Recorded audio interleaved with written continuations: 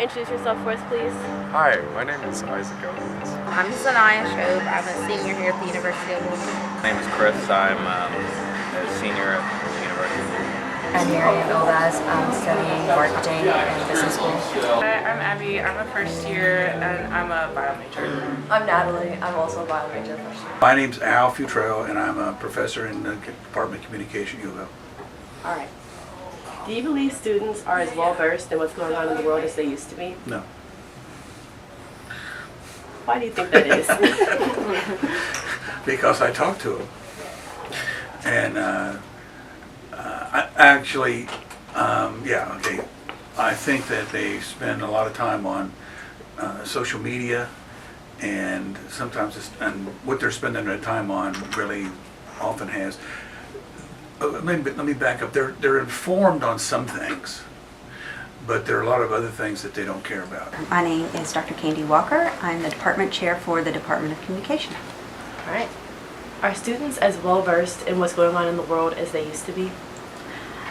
I'm not sure we could ever compare used to be to like what generations we're talking about. We get information so quickly now that I think your generation is getting information rapidly and we're processing it. Now, the quality of that information is probably what we should talk about. Do you think that you know enough about what is happening in the world?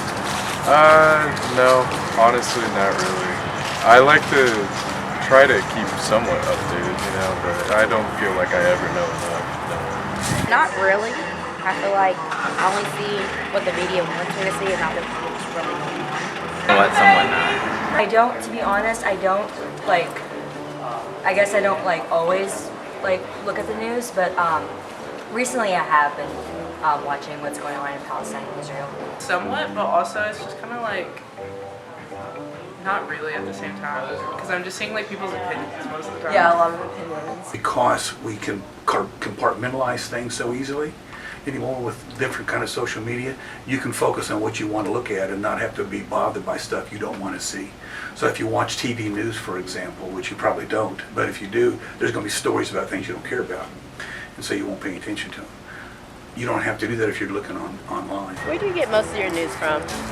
Definitely just online social media. Truthfully, the Shade Room.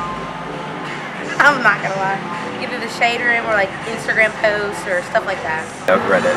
I usually look at CNN or just scroll on Instagram. I'd say that I get my news from TikTok, which probably isn't the most reliable source, but I think it gives a lot of good variety at least. That and Twitter, which very hit or miss. Very hit or miss. What's your opinion on Gen Z getting most of their news from social media? I wish we would use our brains more. I wish that anybody that's on social media would just think about it critically. Who is the audience? What are they saying? Do they have any support? Are they claiming that it's research? What kind of research are they claiming it was based on? I think because of the algorithms that social media uses, we think we see these messages in it and it supports one another, but it doesn't mean that it's accurate. Just because we get a lot of information, it does not mean that it's based in truth. What gives me hope is that Gen Z is really eager to make the world a better place.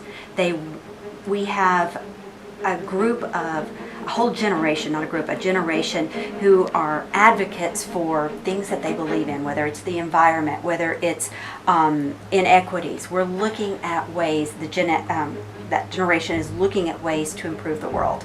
So what I would like to see, if you're asking about social media, is if we could start getting the messages out that are based in facts and based in research, that we could start getting more of the information to everyone. If they're going to use social media, let's just get the right information into everybody's hands.